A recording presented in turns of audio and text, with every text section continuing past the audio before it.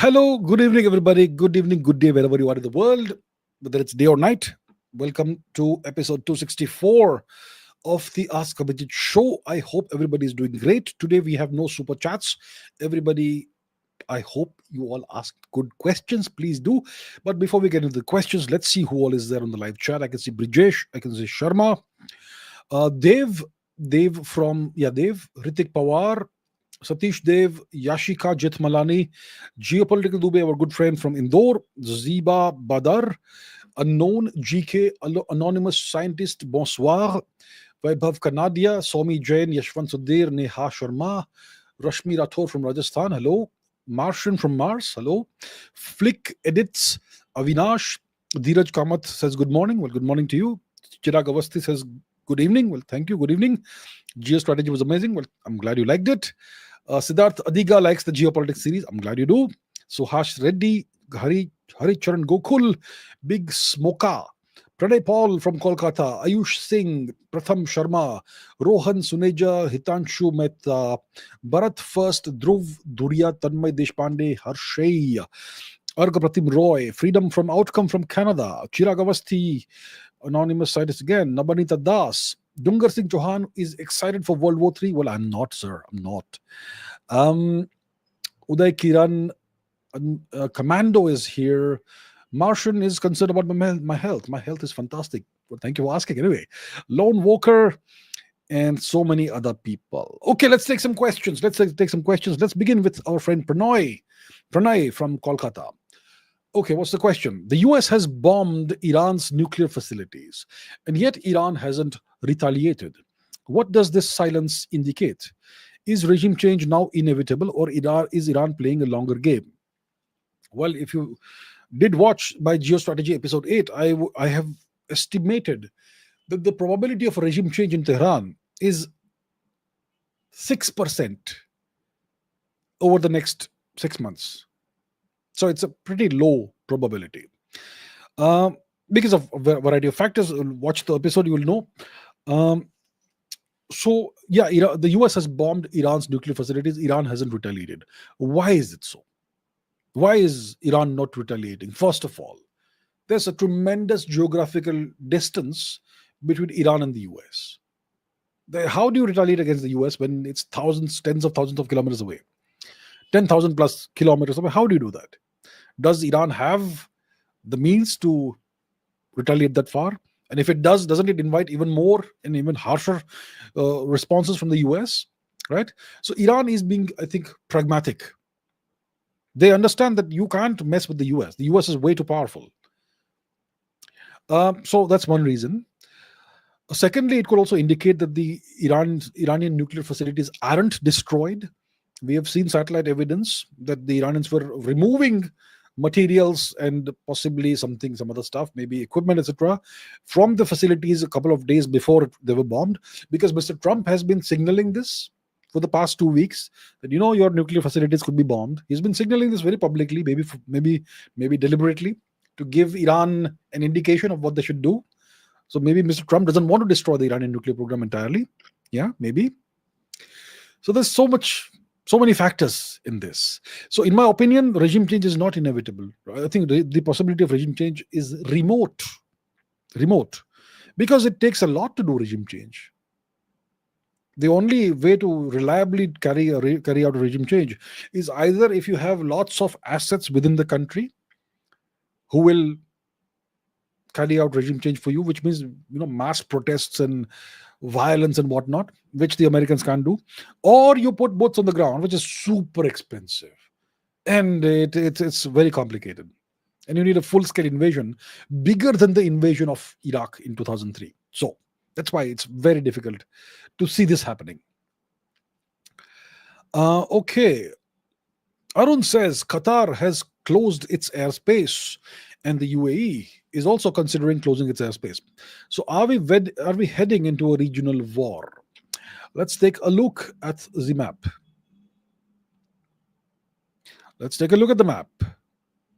So we are talking about the Gulf region, which is right essentially in our neighborhood next door. So, okay, I haven't seen this news. This is news that you're reporting, which I'm hearing for the first time. Qatar has closed its airspace. Well, Qatar is right here. It's right essentially in the Persian Gulf, right? Not the Arabian Gulf, it's the Persian Gulf, by the way. Uh, so the war is heating up, right? And because the US has gotten involved in this matter, it is a non-zero probability that Iran may strike at US assets in the region, in the wider region. The US has struck at Iran directly using B-2 stealth bombers. So Iran may choose to retaliate against the United States in the region, and the US has multiple air bases and military bases and naval bases and whatnot in the region, in the entire West Asia region, across the region. And many of these are hosted by nations in this region, and which is why it makes sense, for these nations as a precautionary measure to at least temporarily close their airspace. So maybe that is the reason why they're doing it. And yeah, the possibility is that we may be heading towards a regional war if Iran chooses to respond in some way. Rohan says, which country has the best nuclear submarine technology? France, Russia, or the US? As the French and Russian nuclear subs are open to buy for India, which one should we get and in what quantity? Thank you. Okay. Which country has the best nuclear submarine capability? I think it would, technology. I think it would be the US, and then it would be Russia, in my opinion. The Chinese also have nuclear subs. We also have nuclear subs. The French also have nuclear submarines. The French would have pretty good nuclear submarines, I'm sure. And overall, the Japanese don't have nuclear submarines, but their submarines, their conventional submarines, are outstanding. Even their decommissioned submarines are better than most nations' operational submarines. That's how good the Japanese submarines are. The Shoryu class submarine and so on. The UK also has nuclear subs, if I'm not mistaken. I suppose they do, yeah. So it's not like we have a market in which we can go shopping and, okay, I'll take one of this and two of that and one of this. That's not how it is. Most nations won't offer you nuclear submarine technology or nuclear submarines for purchase. The Americans are now revisiting their AUKUS submarine deal, in which Australia was supposed to get a bunch of nuclear submarines from the US. Now it is being revisited and reconsidered by the US. Yeah. India has in the past acquired a variety of not a variety of, but like 2 or 3 nuclear submarines from the Russians, Akula class submarines, which we have generally called INS Chakra the first, the second, and so on. So these have always been given to India on lease, long leases, like 10-year leases and all that. I'm not sure if the French have offered India nuclear submarines to purchase. I'm not sure if they have. What's my view on this? My view is that India should develop its own nuclear submarine technology iteratively. You build one boat, test it out, see how it performs, learn the lessons. Obviously, there's going to be drawbacks anytime. Learn the lessons, then build a new one which is better, which incorporates the lessons you learned. Then you test that. Then you find some shortcomings, some drawbacks, some positives, and so on and so forth. Then you build one more boat and incorporate the learnings in that. And over time, over the years and over the decades, you end up with very, very sophisticated nuclear-powered submarines. So we are in the process of doing that. So what we should do, we should have a parallel thing. We should develop our own submarines, nuclear submarines, with miniaturized nuclear reactors and so on. And at the same time, we can also keep on leasing Russian submarines and cooperating with the Russians. That's what we should do. We should always be open to other offers, but other offers, we have to evaluate them very closely, because with other nations, we don't have the kind of relationship that we have with the Russians. So yeah, that's the deal. Okay. Now let's see some other questions. Geopolitical Dubey says, the US has nukes in Turkey, even in Pakistan, but do they have nuclear weapons in Japan or South Korea? If not, why? Why aren't they in US nuclear umbrella? Because they are not NATO members? Okay. So we know that the US has nuclear weapons deployed in Turkey, also in the Netherlands, also in Germany, if I'm not mistaken, and some other countries. And Pakistan most likely hosts US nuclear weapons.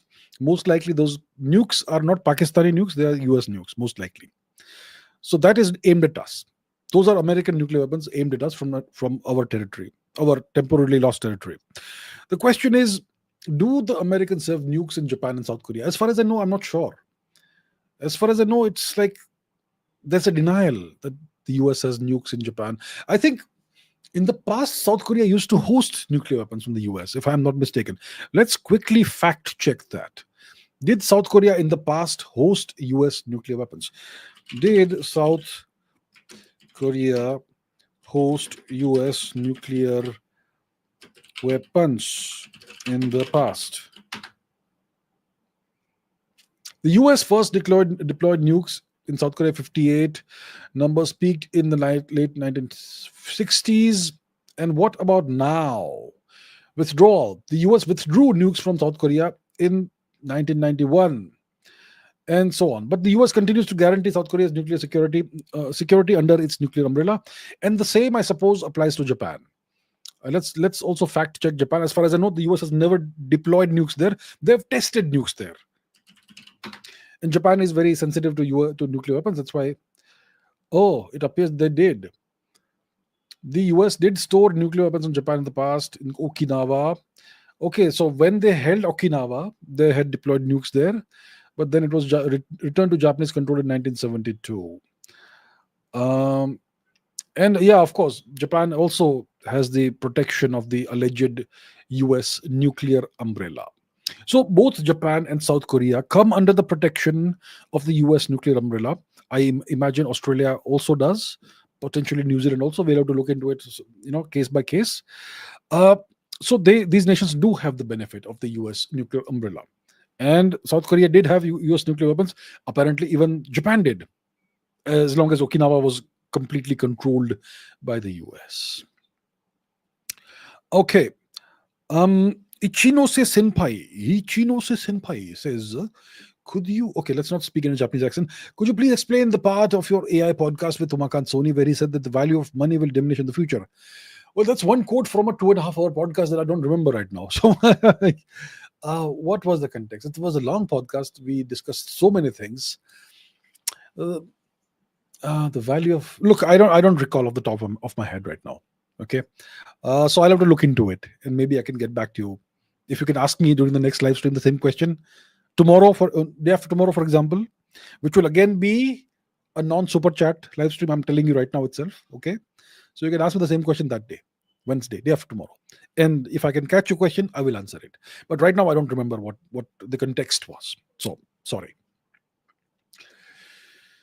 Okay. Chirag Avasthi says, just as the US has helped Ukraine during their war, do you think Russia will do the same this time with Iran, or have they stretched themselves too far? That's a good question. That's a great question. Let's take a look at the map, because the map generally answers a lot of the questions if we know how to use the map. So let's take a look at the map. I'll tell you. So we have two situations. One is Ukraine. One is Iran. One is Ukraine, Russia. One is Israel, Iran. So when it comes to Ukraine, you can see that it neighbors multiple NATO nations. One of the biggest is Poland, obviously, a very powerful nation. So it is in the neighborhood of multiple NATO nations. It has common borders with multiple NATO nations, and these NATO nations are extensions of the US. These are vassals of the US. And that's why it's very easy for the US to directly provide all kinds of support to Ukraine, not just financial and diplomatic support, but also weapons, arms, ammunition, whatnot, because of these common shared borders that Ukraine has with other NATO nations. Okay? So that's how it's so easy for the US, because they have completely vassalized Western Europe. That's why it's very easy for the US to supply Ukraine with various kinds of help. Now, when it comes to Iran, okay, if Russia wants to help Iran in some way, how can they do it? Does Russia have any vassals in the region? Well, you could say that, the Central Asian nations are kind of in the Russian sphere of influence, but not entirely vassals. But then there is the Caspian Sea, the Sea of Kashyap, allegedly, the Caspian Sea. And if you look at the Caspian Sea, you can see there is a significant Russian uh, coastline over there. So if you look here, you have, this is Russian territory over here. For example, Russia, the Republic of Dagestan within Russia. So this is all part of Russia. And how far is it from Iran? Let's just do a pretty quick look into it very quickly. It's about 500, 600 kilometers away from Iran. So using the Caspian Sea, Russia could resupply Iran if they want to, if they determine that it makes sense for them to do so. But they don't have a common border with Iran, but they're not very far from Iranian territory, and they can use maritime means to supply help to Iran. The question is, will Russia choose to do so if push comes to shove? And that remains to be seen. Thus far, Mr. Putin is making very diplomatic statements that in this war we have a lot of Russian-speaking Russian-speaking Israelis, and we would not like to get involved in this matter or something. That's the kind of hint that he is giving. But words are okay. At the end of the day, it's actions that count, and we'll see about that. Anonymous scientist says there's news that India is modifying the Agni 5 to make it a surface-to-surface bunker buster missile. What are my thoughts? Well, I'm glad. We should modify all missiles to do all kinds of stuff. What I had read briefly, like today or yesterday, is that India is modifying the Agni 5 missile and it's modifying the missile such that it can carry conventional payloads. So the Agni 5 is a strategic missile, and its purpose thus far has been to potentially deliver nuclear warheads to wherever they need to be delivered. But now we are modifying it to carry conventional warheads also if required. So conventional explosives, non-nuclear explosives. And possibly if you can make it a surface-to-surface, it's already a surface-to-surface missile. Bunker buster, I'm not sure. Bunker buster bombs are a whole different category of bombs. You don't use something like the Agni to do that. You generally have an overflight with a strategic bomber and you do that, but I don't know. So I haven't seen the bunker buster news, but I know that the missile is being modified somewhat, which should not take too long to do. Okay. Okay, let's see this. Daksh JEE says, how do you see India-US relations going on? They're talking about imposing 500 tariffs in Russia, India, China. Pakistan has become a US vassal from the Chinese vassal. The US is a bigger short-term threat now. Not short-term. I wouldn't say the US is a short-term threat. Pakistan is a short-term threat. Long-term threats, yeah. See, because India is growing, right? India's economy is growing. There's nobody that can stop that from happening, unless you take very super drastic measures. So India's economy is going to keep on growing. It's projected to keep on growing at 6%, 7% plus, whatever percentage plus every year for the foreseeable future, which means that by a 2040 horizon, India will be a $10-15 trillion economy, possibly, which means India could be on the verge of eventually becoming the next China. When that happens, your big adversary is not Pakistan, it's the US, because the US doesn't want new rivals to emerge. So how do I see India-US relations? They are in a tense period. Mr. Trump has completely upended everything. He's become super transactional. He has become super friendly towards Pakistan because he's personally invested in Pakistan, right? He seeks to extract resources, exploit resources like oil and gas and rare earths. He's also investing in the Pakistani cryptocurrency sector and so on. And he has good friends in the Pakistani military, Mr. Asim Munir, Mr. whoever else. Shahbaz Sharif is also. So Pakistan is a full-scale US vassal. And Pakistan also hosts US nuclear weapons.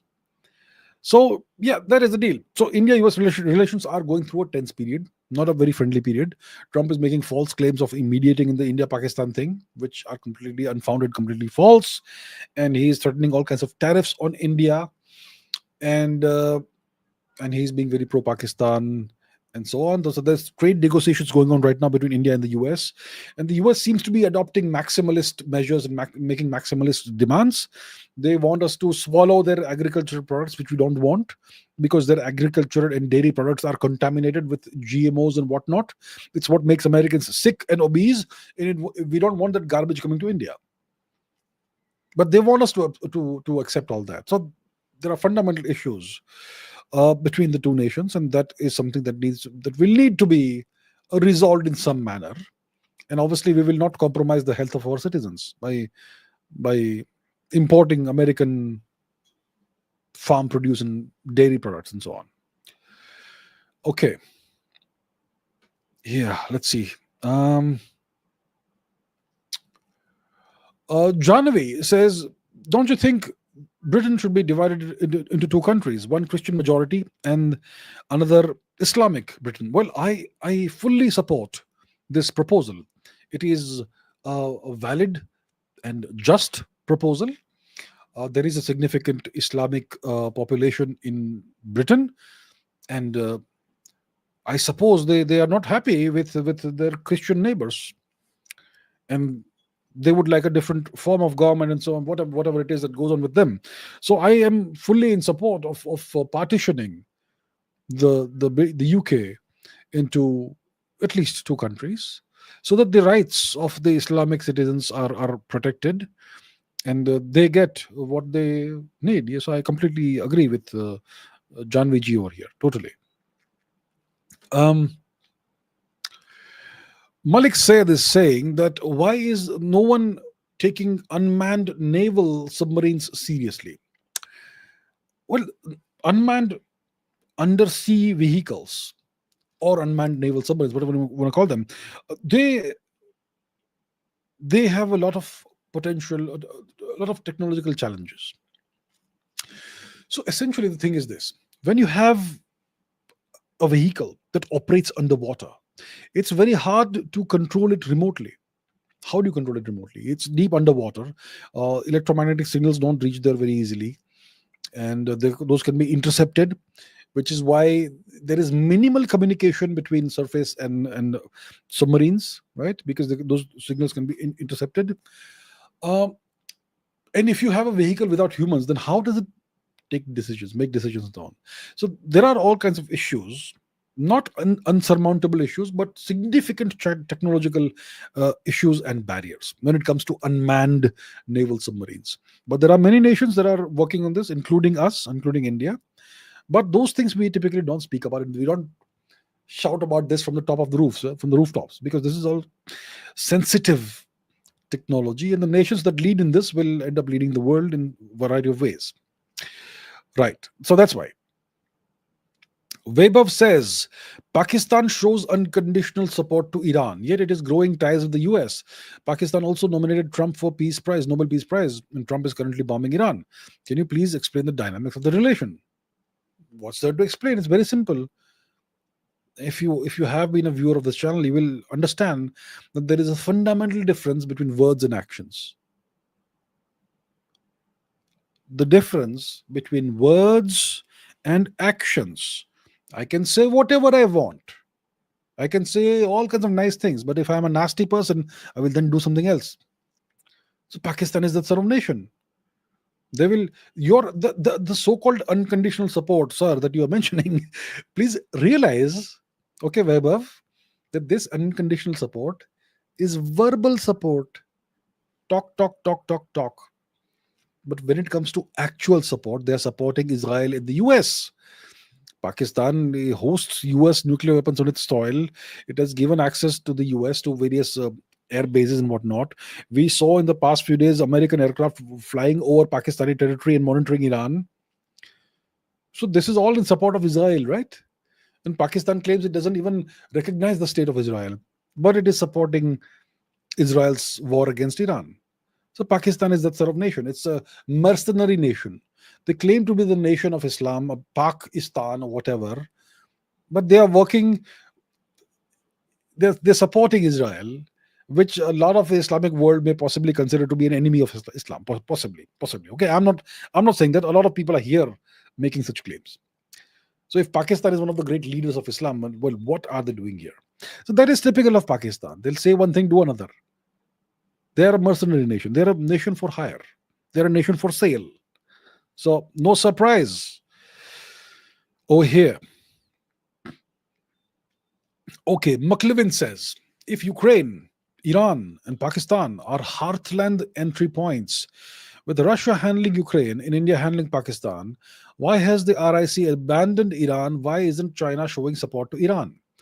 Let's take a look at the map, and it's a complex question that McLevin has asked us. Let's take a look at the map. And there seem to be some assumptions behind this, but let's take a look at all of that. So, according to Mackinder's thesis, the world island thesis and the heartland rimland thesis, the heartland of the world is the Eurasian heartland, which is Central Asia. It's much of China, Mongolia, much of Siberia, Russia, all of that. That's the heartland. And according to Mackinder, whoever controls the heartland will control the world island. And the rimland nations, according to Mackinder, are not destined to rule the world. It's only those who control the heartland who will rule the world eventually. And according to Mackinder, Ukraine is the entry point to the heartland from the west, right? Because it's the dividing zone between Western Europe and Russia, essentially. So according to Mackinder, according to this thesis, Ukraine is an entry point. Iran and Pakistan are actually rimland nations, and they're not quite heartland entry points. Of course, if the US manages to conquer Iran and install a puppet regime in Iran, then Russia isn't that far away, and Russia is obviously a heartland nation. Now, Russia is handling Ukraine. I'm not sure how Russia is handling Ukraine. Russia is currently in a proxy war with NATO in Ukraine. It's not handling Ukraine. And India is not handling Pakistan. India is being saddled with this terrorist nation, which is a vassal of the West, which is the vassal of the US. Now you're asking, why has RIC abandoned Iran? How has anybody abandoned Iran? None of the RIC nations have any alliance with Iran. There is no alliance treaty between either Russia or China or India, either jointly or collectively or singularly, with Iran. So how can anybody make the claim that Iran has been abandoned? You abandon somebody only if you have a treaty and then you don't abide by the treaty of mutual protection or whatever. There is no such treaty.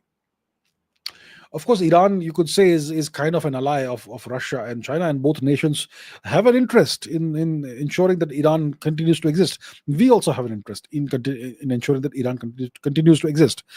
But when the US, let's say, wants to destroy Iran, for example, hypothetically, it has attacked Iran, doesn't it? So when the US is involved directly, does it make sense for India to get involved in the matter? Just realistically and practically, India should stay out of it. Now, China, if you look at the map, it is so far away from Iran. What can China do? Russia is the closest to Iran. So if push comes to shove, maybe Russia may consider possibly getting involved in some way. But it is completely not correct to say that RIC has abandoned Iran. Iran was never an ally. You abandon somebody only if you have an alliance treaty and then you don't abide by it. And obviously the main driving factor is how powerful the US is. People don't realize how powerful the US is. I have been saying this from the rooftops. The US has never been as powerful as it is today.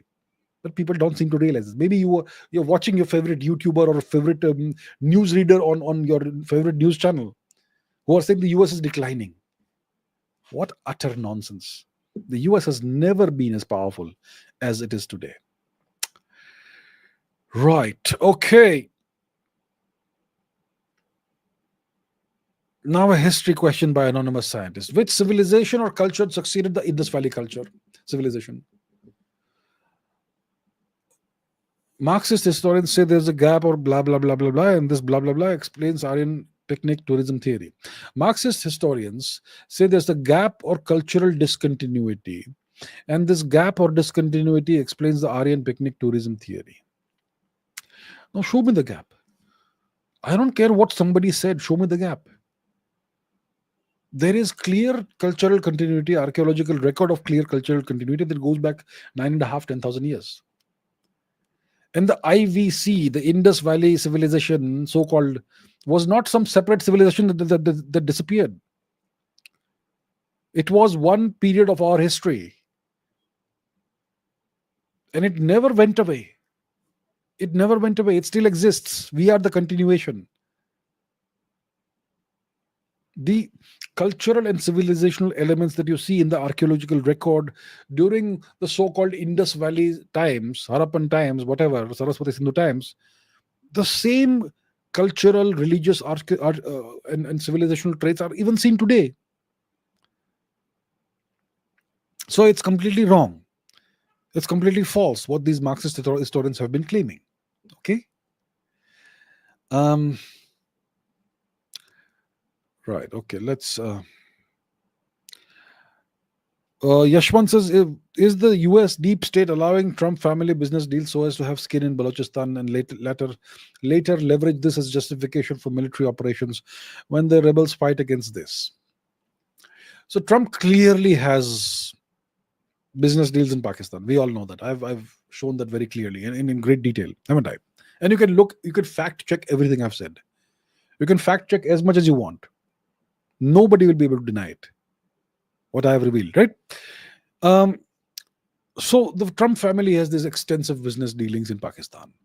Why is it being allowed? Clearly, there are conflicts of interest.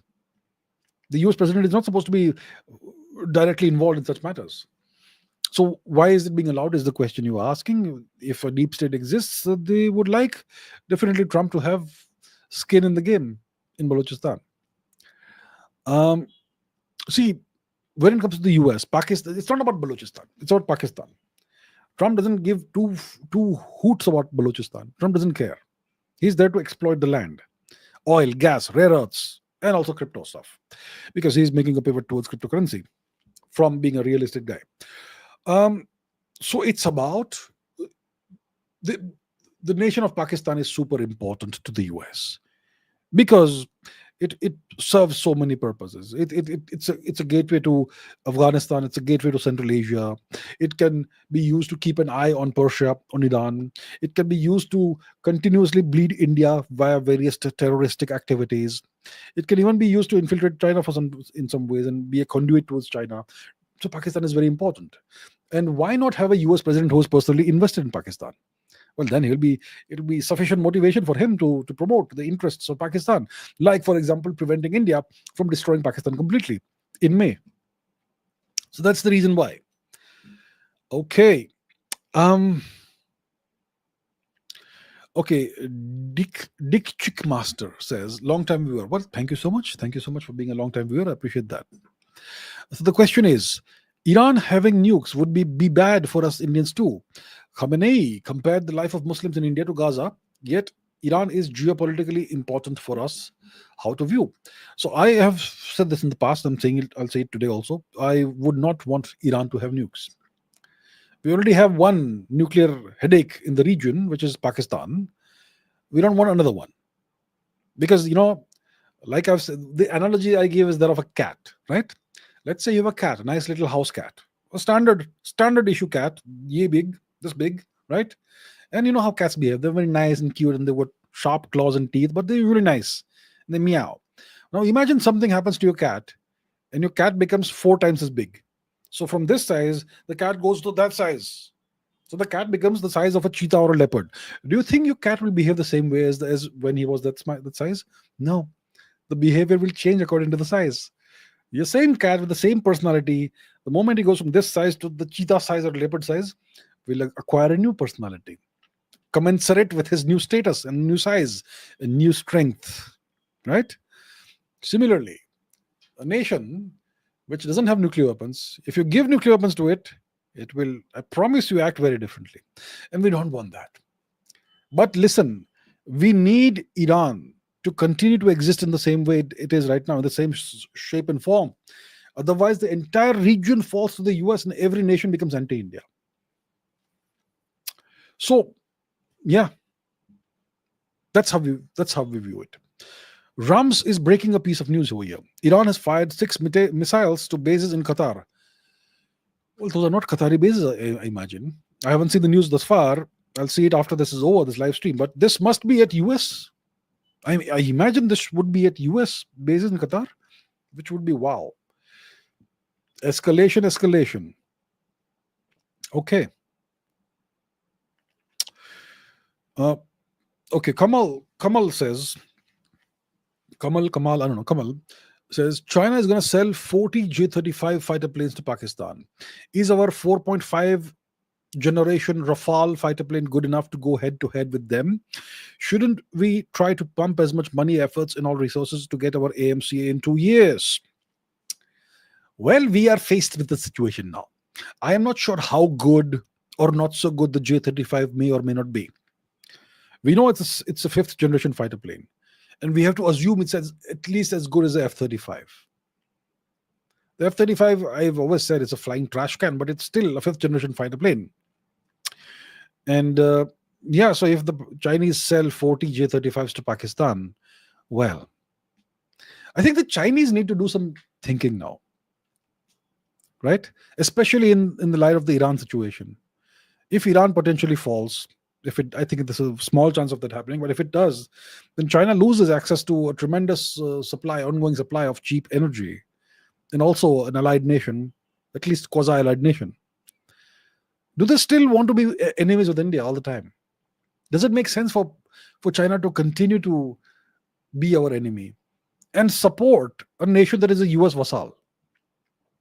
I mean, if China sells the J-35 to Pakistan, the first thing that will happen is that US technicians will take it apart. Will take one of those or two of those and take it apart and get all the Chinese secrets. Do the Chinese want that? So yeah, but let's assume they do, for example, for whatever reason. Then the question is the Rafale good enough to go head to head with that? Well, I would assume that if the J-35 is a decent 5th generation fighter plane, then the Rafale is not good enough. Okay? Then the question you ask is, should we not try and pump in money, efforts, all that to get the AMCA in 2 years? Impossible. Fighter plane development timelines are very long. It's going to take at least 5 years. I hear that there's going to be a prototype in the next year or two, AMCA, and maybe it'll start flying in the next 2-3 years, perhaps. So we can try and make that happen as fast as possible, and maybe shorten the iteration cycle or whatever. But we have to assume that it takes the time it takes to have a production-worthy fighter plane. So what generally happens is that you have a set of blueprints, and you base the blueprints on the lessons you've learned from the previous aircraft you designed and flew, which is the Tejas. So we've learned a lot from the Tejas project. We take all those learnings, we make a blueprint for the AMCA, then you cut the metal and do all that stuff, and you create a prototype and you test it out. That's your prototype number 1. Then obviously it will have some flaws and deficiencies. So you make a second prototype, and this time you put engines and you make it fly, and hopefully it works fine. But once again, you see the flight characteristics and whatnot. Then once again, you modify it and improve it and have a third prototype. And around that time, third, fourth prototype, it's reasonably flying worthy. So that's your first production version of the aircraft. This whole process will take at least 5-7 years. That's how it goes. But I'm sure it's possible to shorten the time period. Instead of 7 to 10 years, make it 5 years, by which we have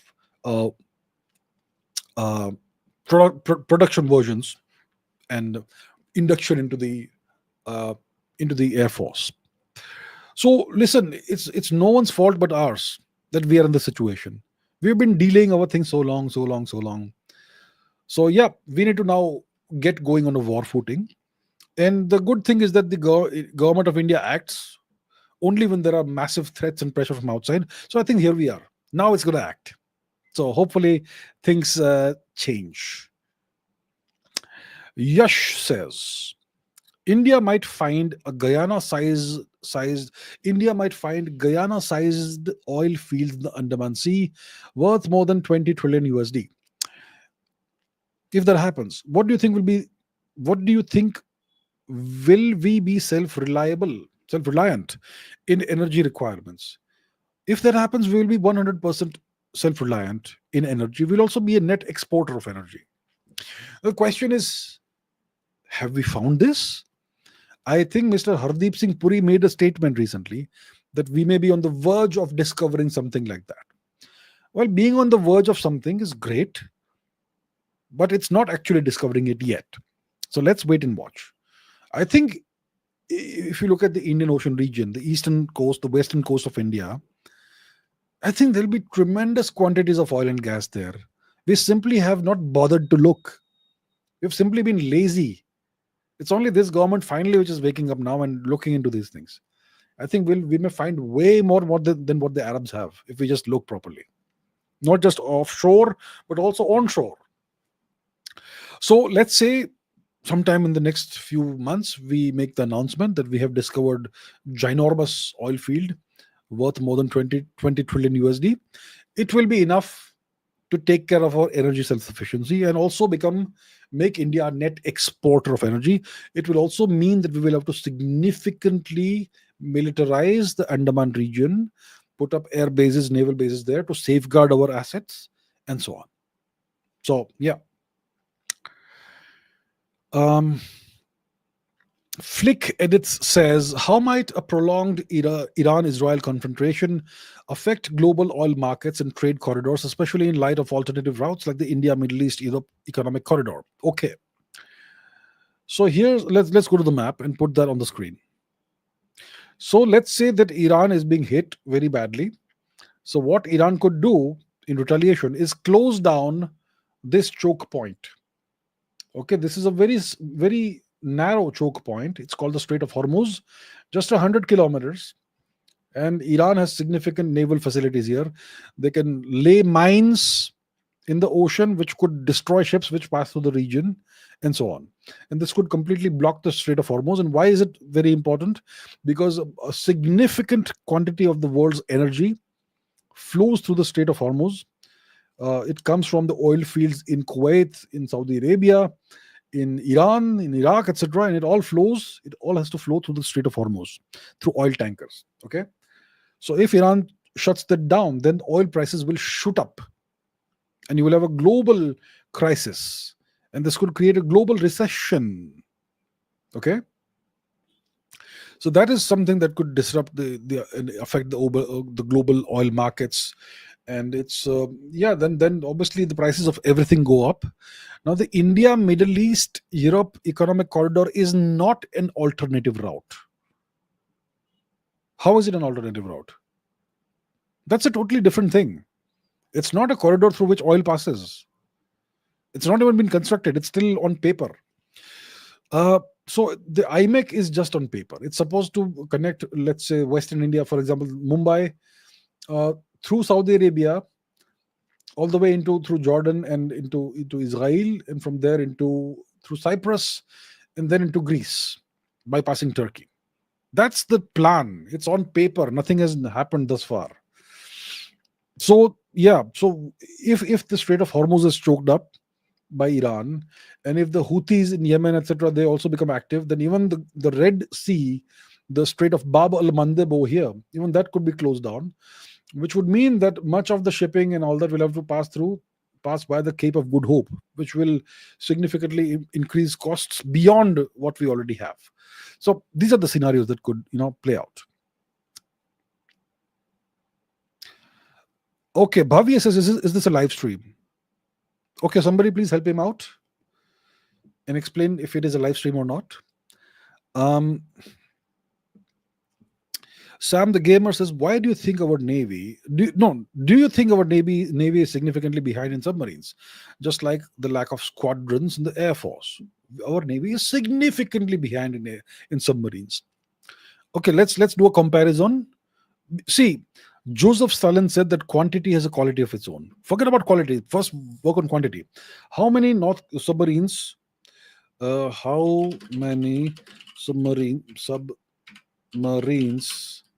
does North Korea have?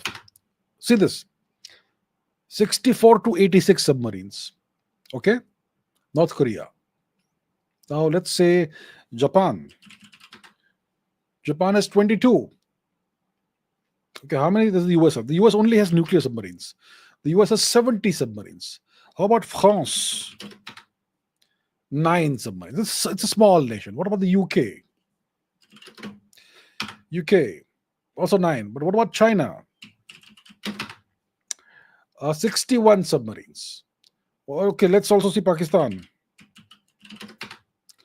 8 submarines. So 61 for China, 8 for Pakistan, about 80 for North Korea.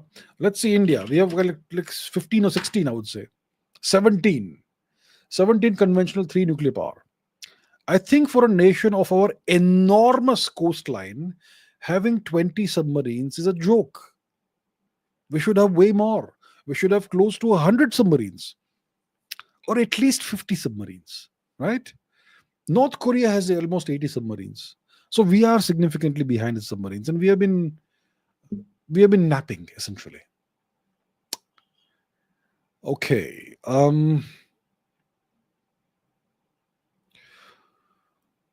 Let us see. Okay, Aryan Musk says a lot of nations want to beat down US hegemony, even if they are US allies. And today it's evident that the US is not united anymore.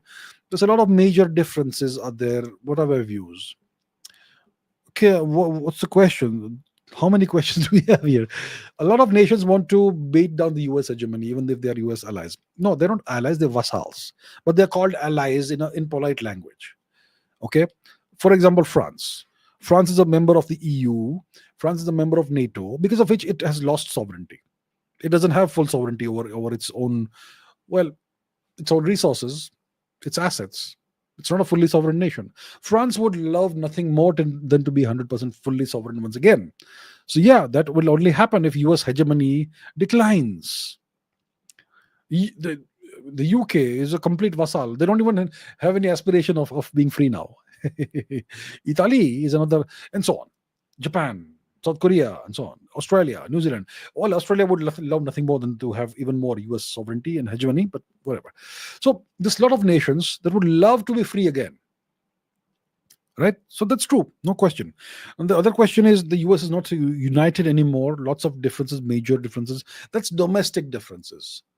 The US society is in major decline, qualitative decline. US hard power has never been as high as it is now. The US has never been more powerful than it is today. But you can see visible decline in the quality of the society, moral decay, societal decay, all of that. Lots of differences in US society. People can't agree with each other. Even if they disagree, in the past they could be social with each other. They could be polite and civilized. Today they can't, and so on. All kinds of issues in US society. So overall, the quality of US society is declining. There is moral decay and so much more in the US society. All the institutions seem to be decaying. The education system is terrible now compared to what it was in the 1950s and 60s, and so on and so forth. So overall, yeah, that's the way it is. Okay. Anand Chandak says, how to make a submarine at home? Any easy technology to do that? You could also ask me how to make a nuclear weapon at home, right? How do you make a submarine at home? Look, that's not really very classified technology. The first submarines were made more than 100 years ago. During the First World War, the Germans had these Untersee boats, U-boats, lots of them, and so on. So it's not that difficult. How to make? I'm sure you can find blueprints and whatnot online of older submarines. It's not very classified technology. It's just that it's very difficult for one person to do it. Even if you build one at your home, do you have a river or a sea in your home? So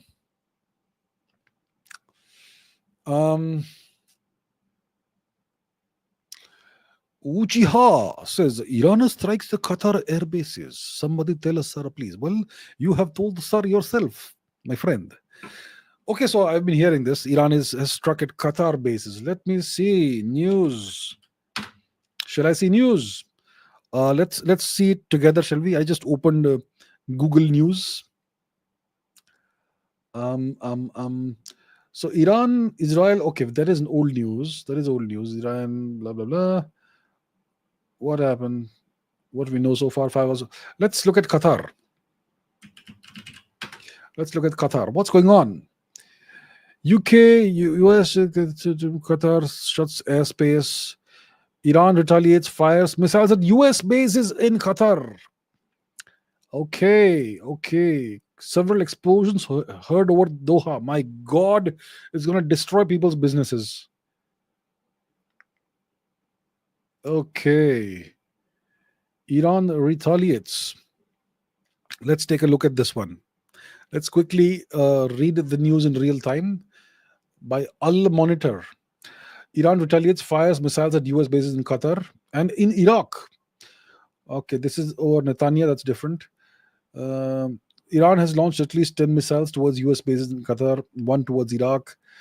Qatar hosts the largest US military presence in the Middle East with more than 8,000 troops stationed in Al Udaid air base outside Doha.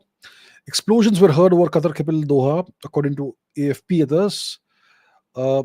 According to Iran, Iran's missile operation against US bases in Qatar and Iraq has begun under the name Blessings of Victory, and so on. Okay, so this is all breaking news. This is happening as we speak.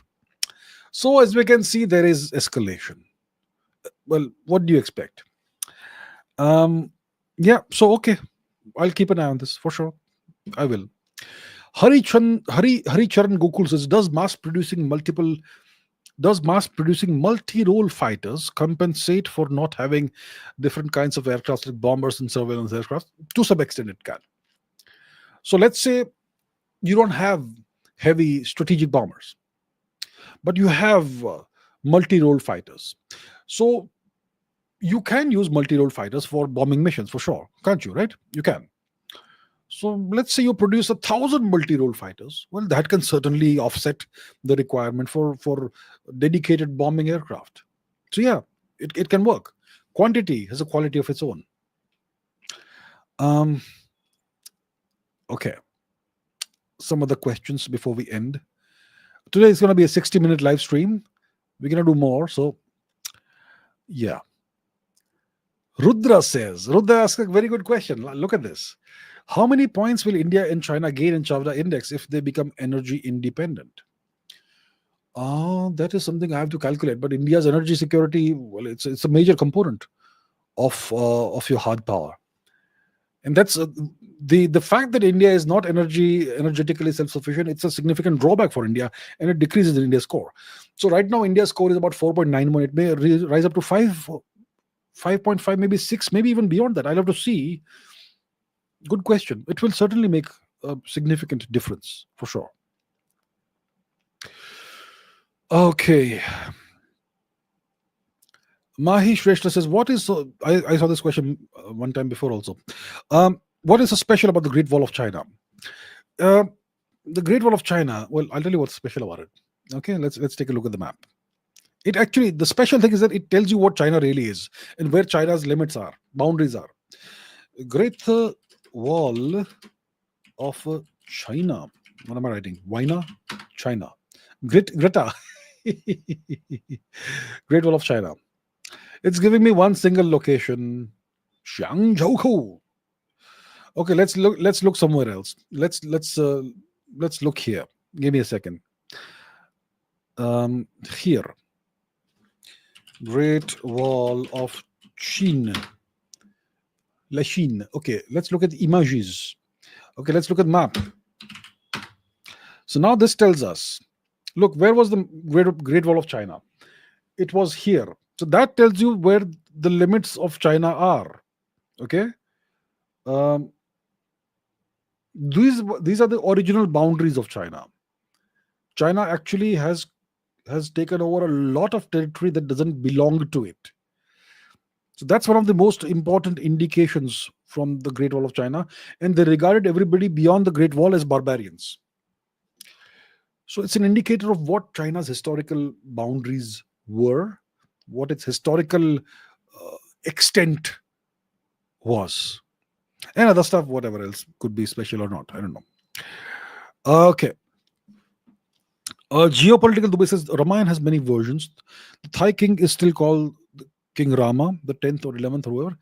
Albania Prime Minister Edi Rama, but why the Mahabharata has not versions like Ramayana and not popular in other countries like Ramayana? Albania has nothing to do with India, by the way, as far as I understand. I may be wrong, but as far as I know, there's no connection. Why doesn't the Mahabharata have so many other versions? I'm not sure I can answer the question. I'm not sure. I'm not aware. Uh, the Mahabharata was more like a civil war, wasn't it, for us?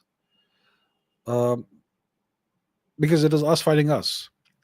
The Ramayana was a different story. It was, listen, I don't have the answer right now. I'm not sure. I have not looked into this question. But maybe the Ramayana was way more popular than the Mahabharata in the past. Possibly. I'm not sure. Okay, let's take a few more questions before we end. Priyanshu says the characteristics of a nation or an empire, these characteristics depend on the founder. Who should we call the founder of modern independent India? I have no idea. Who's the founder? I'll tell you who's the founder. The British are the founders of modern independent India. It was a transfer of power from the British to their hand-picked minions.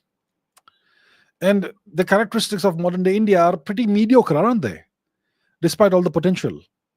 Despite having the greatest potential of any civilization or any nation in the world, we are currently a nation of great mediocrity. So those are the characteristics of our so-called founders. But I'll tell you what, we are a civilization state. We were not founded in 1947. It was just a transition period. So I don't know who are so-called, we don't have any founding fathers as such. And if somebody has to be given the title of founding fathers, I would give it to the great to our historical greats. Lord Ram, Lord Emperor Bharat, Lord Ram, Lord Krishna, and so many of our great emperors in the past. And even they, you can't say founded India. I mean, did Chandragupta Maurya and Vishnugupta Chanakya found India? Bharat? No, they did not. They simply continued something that was much older than them. Kanishka? No. The Gupta emperors? No. The great Cholas? No. They all continued something that already existed. So I think the founder of modern independent India is a passing phase. We should remain independent, but we should become great again. This is a period of mediocrity, and I can't think of a single person who deserves the title of the founder of India.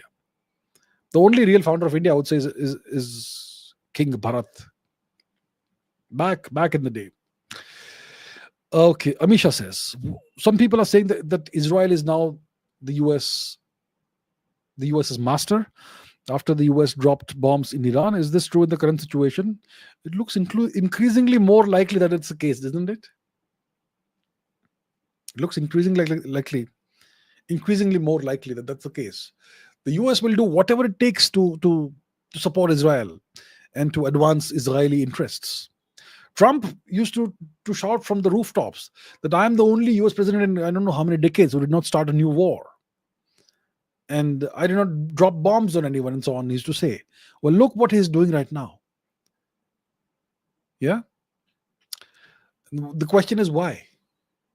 Well, clearly there is some influence in the US that Israel has. Not some influence, very significant influence if you can get the US president to drop bombs for you on your adversaries. And why is it the case? I'm not going there. Okay. All right. Let's see some. Okay, Yashpreet says, is a military alliance just a formal agreement, or can the same benefits be enjoyed without alliance? Also, should India build an alliance as there's a risk of US sanctions? A military alliance is indeed a formal agreement. It's a treaty. An alliance is generally based on a treaty that two nations sign.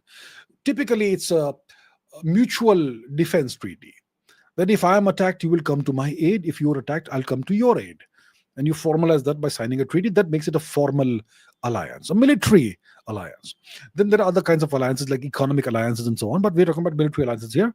So it's usually a mutual self-defense agreement. Can the same benefits be enjoyed without alliances? I suppose you can. You can have an informal alliance, I suppose, without actually signing a treaty. That can happen. For example, India and Bhutan don't have such a treaty, but I'm sure that if Bhutan faces any trouble, India will come to its defense. So on. Should India build an alliance? Is this a risk of US sanctions? The whole world faces the risk of US sanctions. So I suppose, see, you can't counter economic sanctions through a military alliance, especially not against the US. So it doesn't work that way. See, Navin Kumar asks, is Pakistan really a nuclear nation, or is it just carrying US nuclear weapons with only US officials having operational power? I think it is very likely that Pakistan is is hosting US nuclear warheads, and it is very likely that it is US officials who have the actual operational power over those warheads. I have come to the conclusion that Pakistan has never been capable of building a nuclear bomb on its own. It simply doesn't have the mental bandwidth to do that, despite being the same DNA as us, because other things apart from DNA also matter. So I don't think Pakistan ever developed nuclear weapons. I think it's US nuclear weapons aimed at India, hosted in Pakistan soil, which tells you what kind of relationship the US has and what kind of attitude the US has towards India. Okay, Shaswat sir, thank you so much for becoming a member. I never ask anybody for becoming a member, but people still do. So thank you so much. I genuinely, really, very humbly appreciate the support.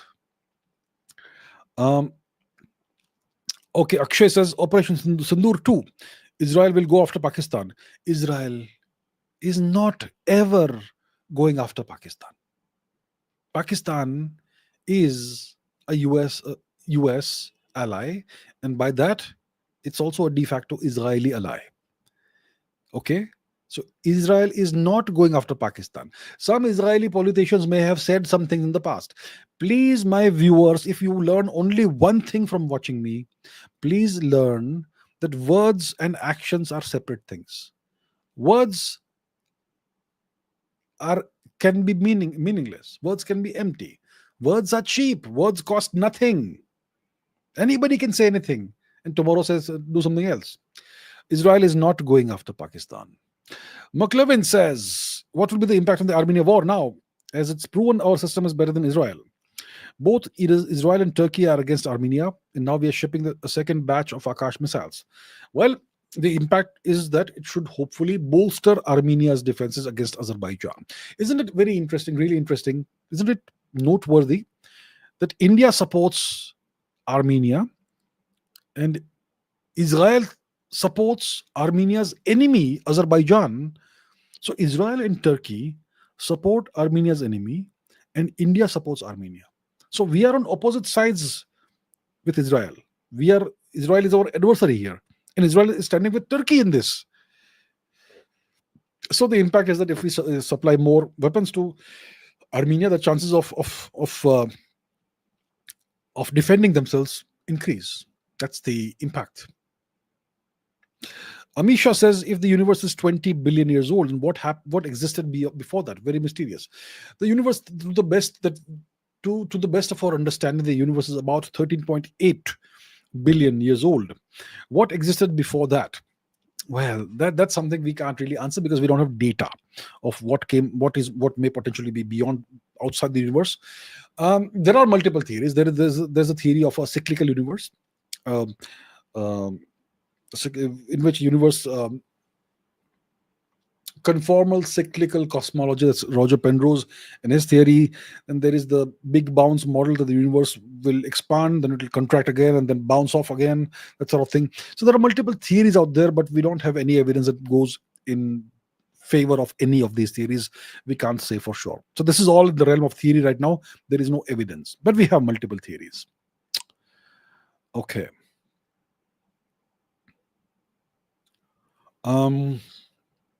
Maybe we can take one or two questions more. Moba Menace says, can I get a shout out from my channel Krishnamriga? I make content on cool weapons and creatures in our scriptures. Thank you. Well, here we have it. Krishnamriga. Shout out. Anshul says, how did the solar system form? Were the planets always in the same positions, or their positions shifted from time to time? Why are Uranus and Neptune at the edge of the solar system? The solar system, how did it form? It formed about 4.5 billion years ago. The universe is about 13.8 billion years old. Okay. And the solar system formed about 4.5 billion years ago. It formed from a gigantic cloud of dust and gas. Where did that cloud come from? That cloud came from the death of a previous star. So the sun is a reincarnated star. It's in its possibly third reincarnation, possibly. So at least second reincarnation. And so from that big cloud of gas and dust, you had the formation of a protostellar disk. If you want to know what that looks like, let me show you. It's a flat disk, swirling disk of gas. Protostellar, not protostellar. You can also call it a protoplanetary disk. So this is what it looks like, right? This is an actual one photographed, and this is what it looks like theoretically. And eventually, because of the pressure and so on, the star ignites at the center, and then clumps form around it, which give rise to the planets, and that's how it goes. So that is how the solar system was formed. The planets were not necessarily in the same positions. Okay, the positions shift over time, and they will shift over time in the future also. Some planets may actually get ejected out of the solar system because of the complex dynamics, gravitational dynamics. And Uranus and Neptune are the edge of the solar system because of the way the whole solar system evolved. The Earth in the past, about 4 point something billion years ago, suffered a massive impact by another ancient planet, which is now part of the Earth. And the consequence of the impact most likely was that there was a big amount of material that was ejected, which formed a ring initially around the Earth, and that coalesced later into a blob, which became the moon, and so on. Akshay says Iran is part of BRICS. Does that not count as an alliance? BRICS is an economic coalition. It's not an alliance. And there is no military dimension to BRICS. So that's your answer. Okay, I think we're going to end this session over here. Okay, let's take one last question by our good old friend Shri Ramachandra Nama, not old but good friend. So the question is, how does any country decide to buy which weapons? How does a country decide which weapons to buy? They have defense experts, but do TV, news, propaganda, or narratives affect the kind of weapons you buy? See, ideally you probably produce your own weapons, but let's say you don't have the technology and you're not good at that and all, then you have to buy weapons. So how do you decide what to buy? You decide what weapons to buy based on your threat assessment. It depends on whether you're a maritime nation, you're a landlocked nation, or a nation with a coast. And then it depends on what kind of neighbors do you have. They are friendly, are they adversarial, are they genocidal? All those factors in your geography, in all these different parameters, they create your overall big picture threat perception. And based on the threat perception, your military tells you that these are the weapons we need to successfully defend the country and take care of the national interest. So based on that, you decide that, okay, I need to have an air force that has these capabilities. Maybe I just need interceptors, or maybe I need long range bombers, or maybe I need whatever. So it depends on that. How many helicopters I need in case I do. If I need a navy, how many ships do I need to defend my coastline? How many submarines do I need? Do I have expansionist ambitions? In that case, do I may need a different kind of navy, an air force, and infantry, and number of tanks and whatnot. So that's how we do it. And so nations have military personnel, defense experts. Does TV, news, propaganda, narrative affect it? Only if it's a corrupt and not very robust nation. Otherwise, TV, news, propaganda, and all that, if it is anti-national, if it is counterproductive to the nation, it should be nipped at the bud. But if it's a democratic nation, everything affects it. All right? All right. Okay.